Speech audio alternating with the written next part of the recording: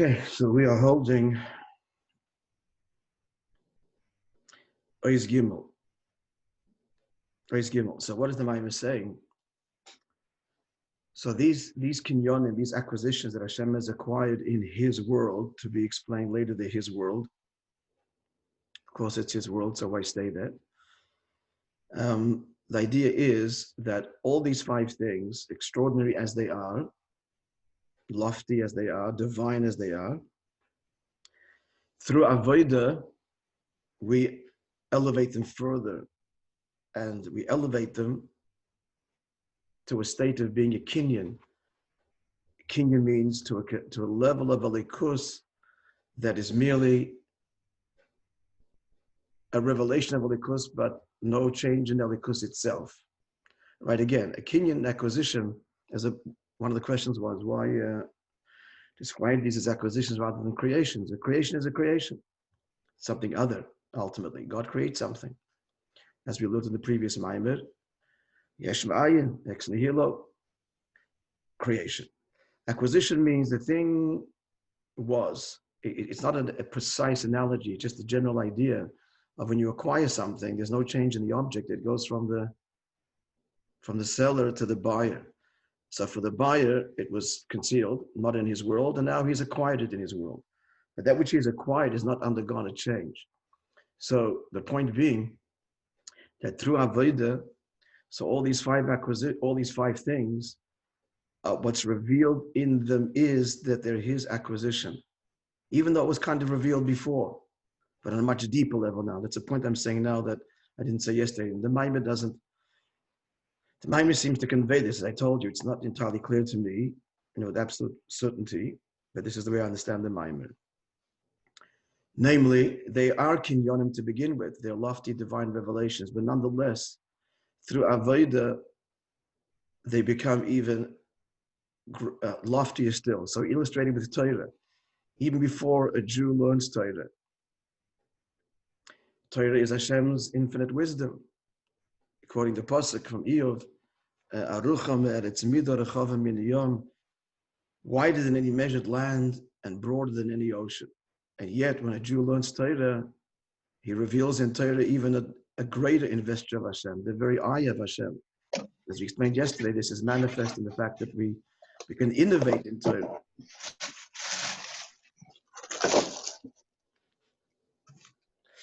We can innovate in Torah and Kavayochel add to it beyond the way it was originally manifested. This is explained at length in Chassidus also, just to mention this that so much so, Torah is heavenly, right? And yet the famous Gemara, without going to the details now, when there's a dispute between the heavenly court and the sages down here, the sages prevail and God says, you bested me, or you defeated me. And Chassidus explains, God says, actually, we should be precise, Kutsha Bricha, the Holy One, blessed be, he says, you defeated me. So what does this mean? We're overriding God in the Torah. What value is that? That's what a sin is. So this explains the precise language of the Gemara. The Holy One, blessed be he, says, you defeated me. Holy One, blessed be he, that's Zohar and Malchus, whatever. And that's what Torah is manifestedly, God's wisdom, God's Chochmah, God's Bina, the Midas, the 6 orders of the Mishnah that correspond to the 6 Midas, Tanakh, Chochmah, Bina, Das. But a year down here, when the Bezdin down here, the sages down here, make a ruling, they draw an atzmas on the essence, beyond Kutsha Brichu, the Holy One, blessed be he, which are the male attributes. And we reveal the true giver, the Anoichi, in Torah. So Torah is divine, it's an acquisition to begin with, but in Kinyan itself, a far deeper level of acquisition, a far deeper revelation of this is all Hashem revealed. And earlier said Shemayim va'aretz, the Shemayim va'aretz, heaven and earth, which is an incredible manifestation of God and united with him. But Moishe Rabbeinu, he elevated it to Hashemayim va'aretz. He reveals in Shemayim va'aretz the true transcendent Shemayim va'aretz, which is Atzilus in that case. It's always going beyond the natural state of what we speak of. Sometimes it's Atzilus of being Mamshech, or even higher than Atzilus, if this point of origin is Atzilus, as we will see, or even higher than that. The same model constantly. The original acquisition is beautiful and wonderful and divine. But then through Avodah, a higher level of Kinyan is revealed. That's what it appears the Maimon is saying.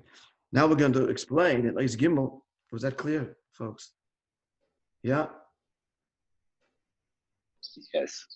All right. Thank you. So now we're going to continue in the Maimon. Explaining the difference between Avram and Yisrael. Avram is a Yid, so what's the point here? Let's explain.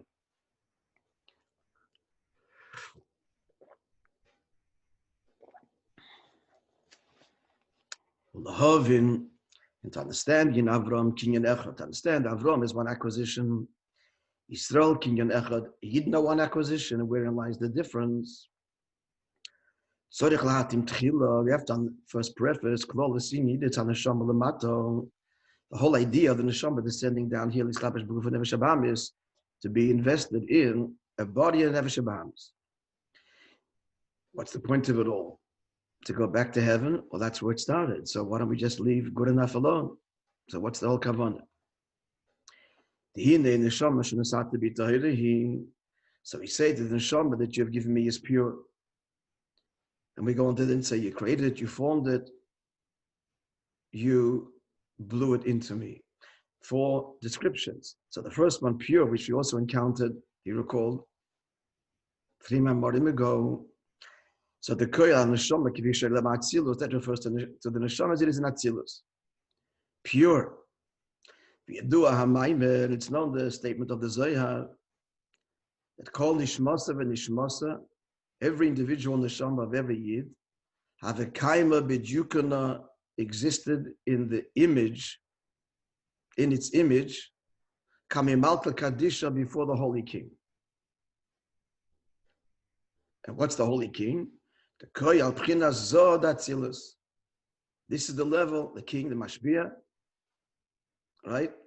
As opposed to malchus, but sometimes malka refers to zod without going into that, but that's just the fact. That the statement means that all neshamas are rooted and come from Zod Atzilus, which is the world of purity. Malka Kadisha, the Holy King,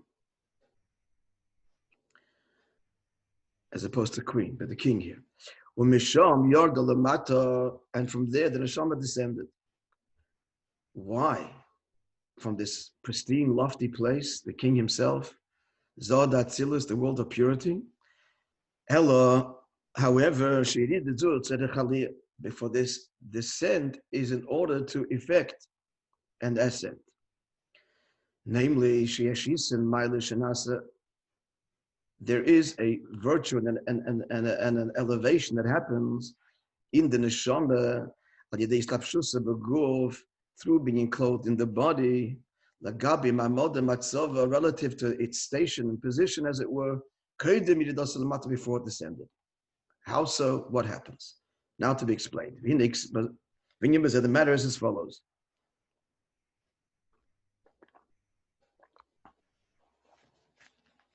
The pasuk says in Parshas Hazinu, Yaakov chevel nachalasa. Direct translation: Yaakov referring to every Jew. Chevel is the rope, nachalasa, of his inheritance. Why invoke this word rope? Why say it all together? There's no need for any metaphor. Yaakov is God's inheritance. So what's the idea of a rope? Pirosh, like a rope.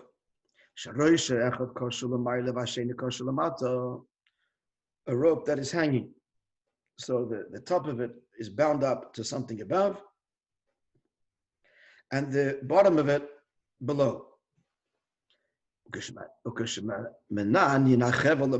what happens is we observe that when you shake the rope below, there's a ripple effect, and the entire rope quivers, and the top also moves. It's also true in the reverse. When you shake or move the top of the rope, all of it moves, quivers, to its very bottom. And that's what the pasuk is trying to convey. Likewise, when a neshama down here is aroused, the neshama that comes down all the way down into Elam Asiyah, so we would think, why would heaven be impressed? Why would the higher levels of the neshama be affected? The answer is that it is. And that's a big chiddush. So what's awakened, which means elevated, is even the highest and pristine original source, which is an Atzilus, the source as we described in the previous paragraph. Likewise is true in the reverse, namely, and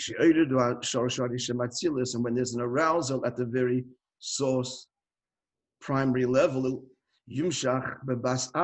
instantaneously there is also drawn. An awakening all through all the levels of the neshama presently to be described, to the level of the neshama invested in the physical body.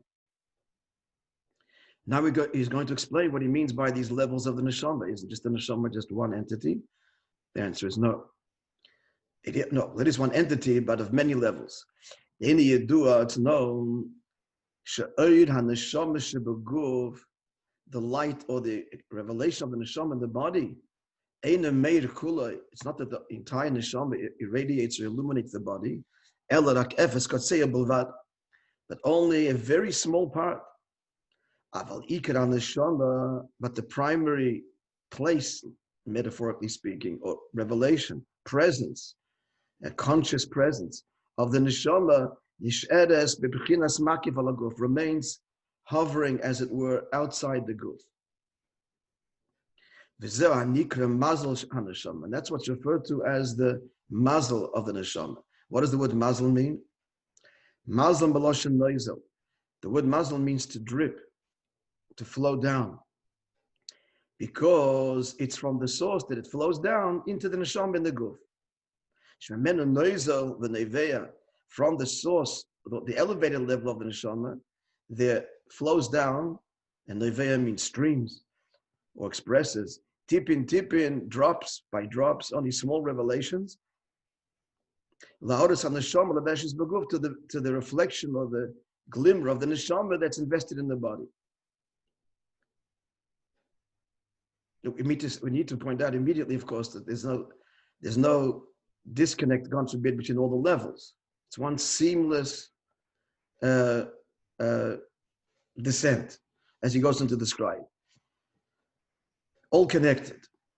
So it's not the teaching of the Baal Shem Tov, so the Mishnah says, and the Gemara brings in several places that there are heavenly voices that issue forth from heaven.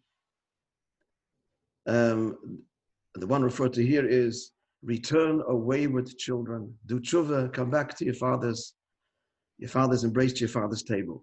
Or woe to the children that have been exiled from their father's table. Baal Shem Tov asked the question, what's the point of these heavenly voices? Nobody hears them. The answer is, we do. On a very deep, subliminal, transcendent level, the levels of the neshama not manifested in the body do hear it. As he goes on to say, that these pronouncements, the shmoima, the mazal neshama, are heard in fact by the mazal, the source of the neshama. And it trickles down, as it were, and it's drawn into the neshama in the guf. And that explains the following phenomenon. Sometimes a person out of nowhere gets his feelings of teshuvah without any preparation. It's not like he had been thinking and he had been, there's a whole process of, out of nowhere. The person is walking down the street or engaged in something entirely mundane, and all of a sudden they get this feeling, It's not good. Got to change. Things, can't accept the status quo. Where all of a sudden does this enlightenment come from? He hadn't just studied something, hadn't been engaged in any discussion, and there was no conscious cause to have sparked this kind of tremor of tshuva. The answer is that the neshama above, the mazel, hears the achroza, and the effect is in this tremor, even in the neshama, in the guf. What I don't have an answer for, and I don't know if Chassidus addresses it, is why does this happen only sometimes, and why would that happen? These heavenly voices are daily. I can think of an answer, but I haven't seen an explicit explanation. Is it daily to everybody or daily in general? No, but that's the point. It's in general, but the mazel hears it.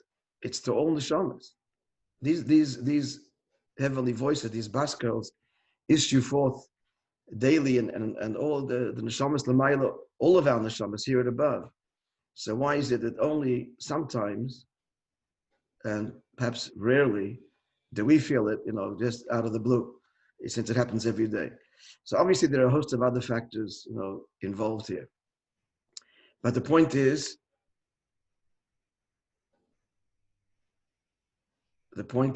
many factors, including, I don't go into this now, but including ancestors our forebears in the higher worlds. There's this idea of schus of the merit of our ancestors. And that manifests in many ways. And one of them is that the effect that the neshama down here should be in touch with and feel what the neshama up there is experiencing. But there are other factors as well. At any rate, that's not the point. The point here is, where does it come from? All of a sudden I moved, there's this just out of nowhere, got to change. This has got to stop, or this has got to start, whatever the case may be. This is because the neshama down here, like the rope, is tremoring because the neshama up there is moved by this heavenly voice. Yeah, we're clear? Yeah. So this is that we just illustrated where the rope above causes the movement of the rope below. Same is true in the reverse. When there's a yisayris that comes from down here, through our effort and choice. The first tshuva, I didn't choose it. It just kind of overwhelms me. But here we're talking where it comes to avodah and choice. So then, besides that, as gam sheresh neshama l'mayla, this causes a movement and a tremor and an awakening, as it were, and an elevation of the neshama above. That's in general. Now, the Maimer will explain this in greater detail.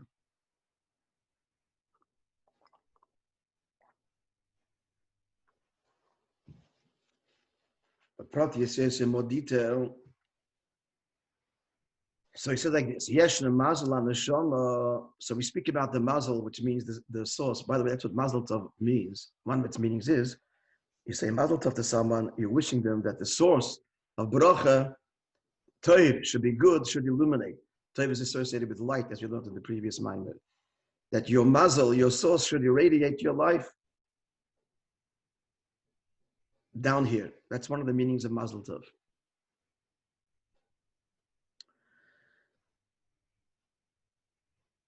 So continuing now. So mazel, so there's the mazel of the neshama, the source, which is, we just explained. This is a transcendent level that's not manifested consciously in the guf. What the Rebbe is going to say now is that there are all these relative sources. There's all these levels. As he goes on to say.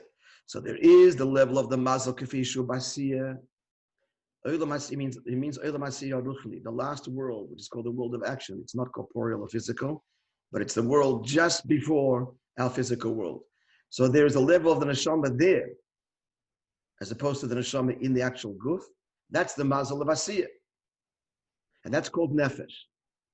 There are 5 names to the neshama, 5 levels, going from the bottom up. So the level of nefesh is the level of the neshama in Olam Asiyah Ruchni, the spiritual world of Olam Asiyah, and that's the mazel of the neshama in the guf. The shorish should be yitzir, and they're tracing back. Now, what's the source of the neshama in the world of Asiyah, the world above that? That's a level of ruach, and that's called ruach. We give another name. Nefesh is the source of the neshama in the guf. Ruach is the source of nefesh. That's the higher world. And then as we trace back to the neshama higher still, getting to Atzilus, is in the world of Bria, it's called Nikra Neshama. Or Atzilus, and then Atzilus, tracing back to its source, Nikra Chaya Yechida. He puts the two levels together, Chaya and Yechid, although elsewhere in Chassidus, Yechid is a fifth level. But we'll see more about that later.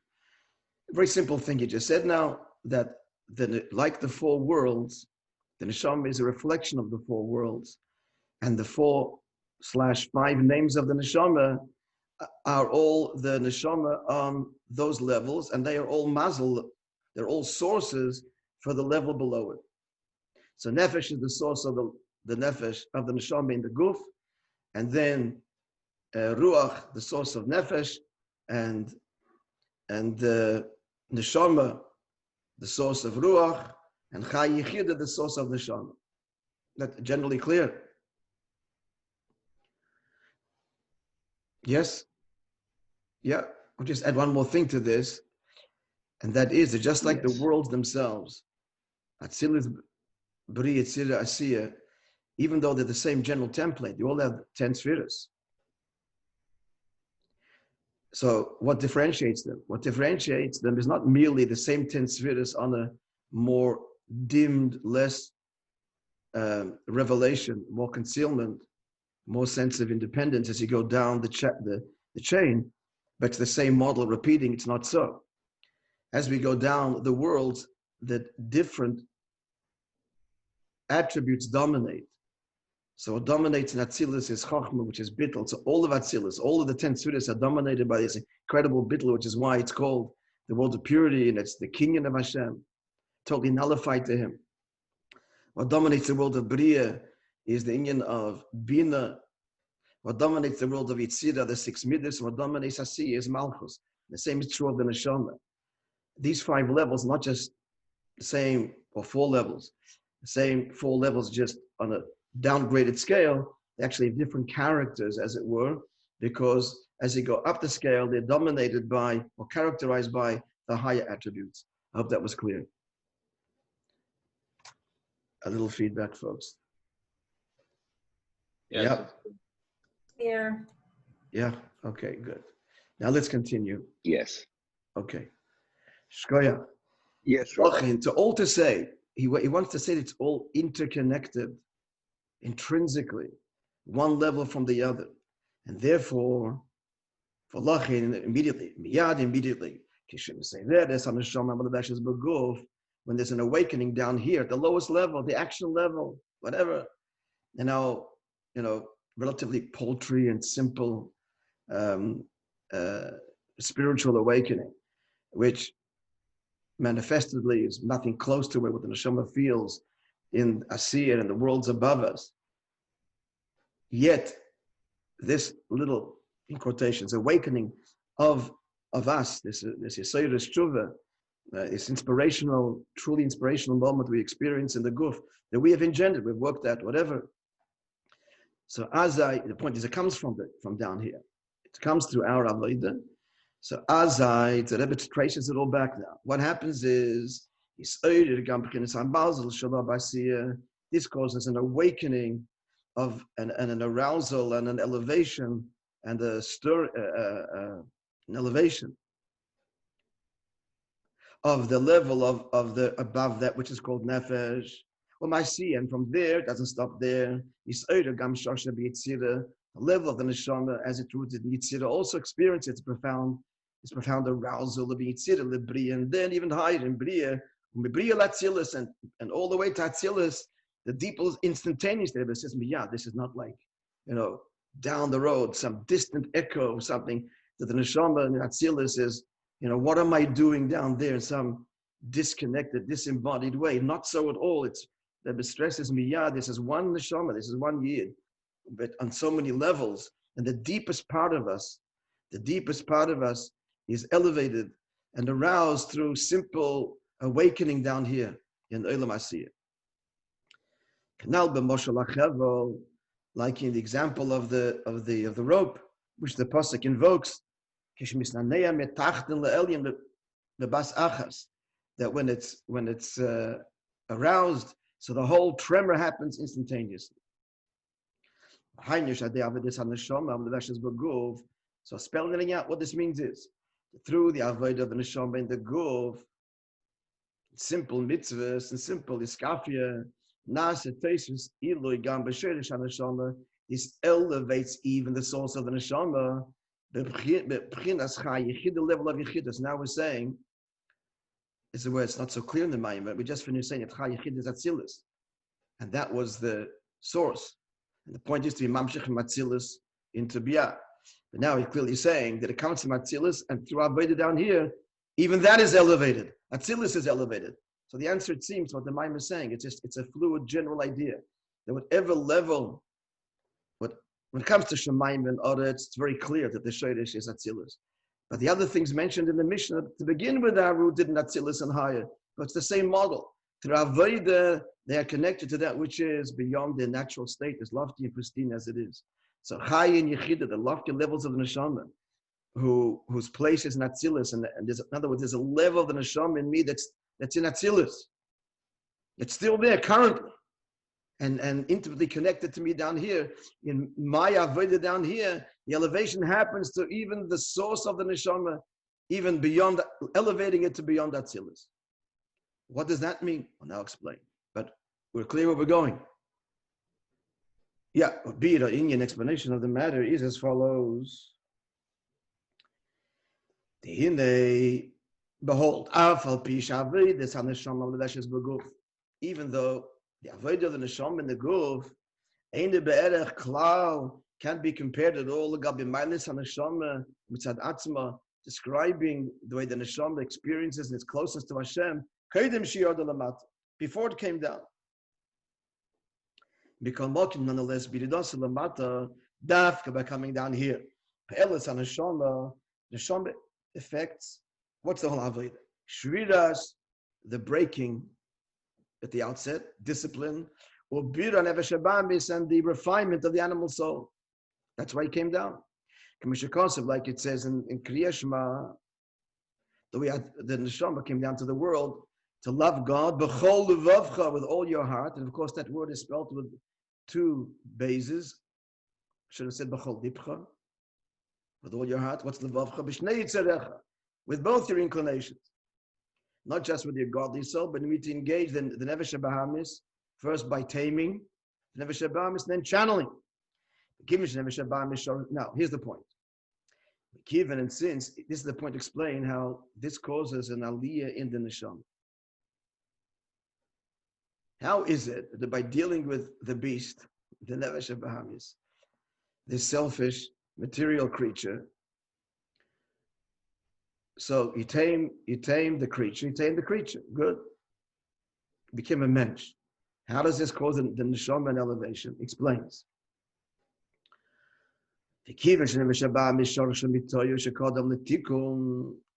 That's because the source of the Nefesh HaBahamis is actually higher than Atzilus. Higher than Atzilus. What is this? It's called Toihu. Tikkun, which means fixed, that's the world of Atzilus. Atzilus is a fixed world. Let me explain briefly what this means. Just in a few words, this is a whole subject, Toihu and Tikkun, which you're all familiar with to one degree or another. So just to say this, in the whole process of creation, Kabbalah explains as follows. To try and express it simply. So what is Hashem doing? First, he reveals his infinite light, and then the whole point is to contain the infinite light in vessels, and that means to express his presence in descriptive, finite ways. The vessel of Chochmah, Bina, Das, etc. They're all vessels in the sense that they have description. Chachma means something, Bina means something. They have their boundaries and description. They have their form and function spiritually. Hashem wants to reveal himself. That's his choice, to reveal himself in a descriptive, systematic way. So this interplay between the revelation and the containment. Initially, God reveals this infinite light. That's the first step. And then the infinite light is to be contained through the tzimtzum and be expressed as a net result in descriptive, finite ways, producing a divine system. Here's the point. That first encounter, there's many stages to this, akudim, nekudim, vavrudim, without going to all the details. But in general, the first encounter between the infinite light and the notion of finitude is not an easy one and causes a shattering, as we might expect, because they're opposites. To contain the infinite is an impossibility to begin with. And before the finite can get a handle on the infinite, whatever that means, that first encounter is a shattering.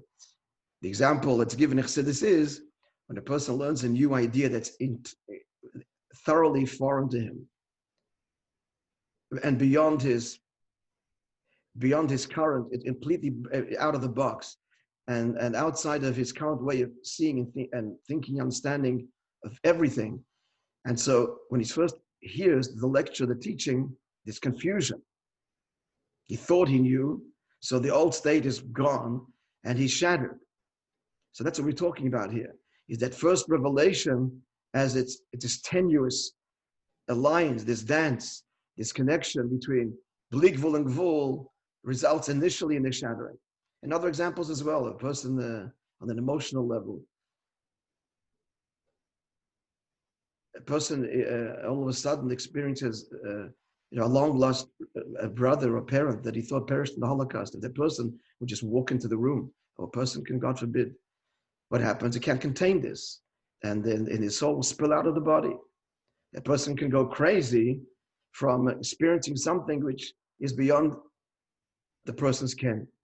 That's the idea of the Shvira. So tomorrow we'll continue that the Nefesh HaBahamis is a result of this encounter, this fallout. In the words of the Kabbalah, the vessel shattered. And where do they fall? They fall embedded in this physical world, of which Nefesh HaBahamis is integral to. So this is a crazy place with tremendous energy and potential. Gashmias in general, and the Nefesh HaBahamis is crazy because he comes from a crazy place and he's driven by forces that he often does not even understand. And yet, and Dafke, when the Nefesh Elikis can first tame and then channel these intense passions and energies and forces, this is tremendous forceful good that goes far beyond the staid and tikkun, perfect, integrated, spiritual entity which the neshama is in Atzilus. I hope that was somewhat clear. That's the beginning of our discussion. So, by the neshama riding, as it were, like a person rides the animal, or as he goes on to say, the ox is harnessed to the yoke, it produces a far greater yield than the person of the field than the person could ever do, working the field himself, channeling the force of the brute ox. So that, but it's got to be, there's got to be a yoke, because otherwise he can be very destructive. Nefesh HaBahamis is crazy, destructive, and often doesn't himself know what he wants, because the emes is, the Nefesh HaBahamis really is rooted in a place of profound energy of Kedusha, Gvul and Bli Gvul, Haid and Atzilus. It's just not integrated. And so when it collapses and falls into the world, like a person goes crazy after being exposed to something totally beyond him, the net result is he's crazy, but this craziness, this madness, really comes from an experience far beyond everybody else.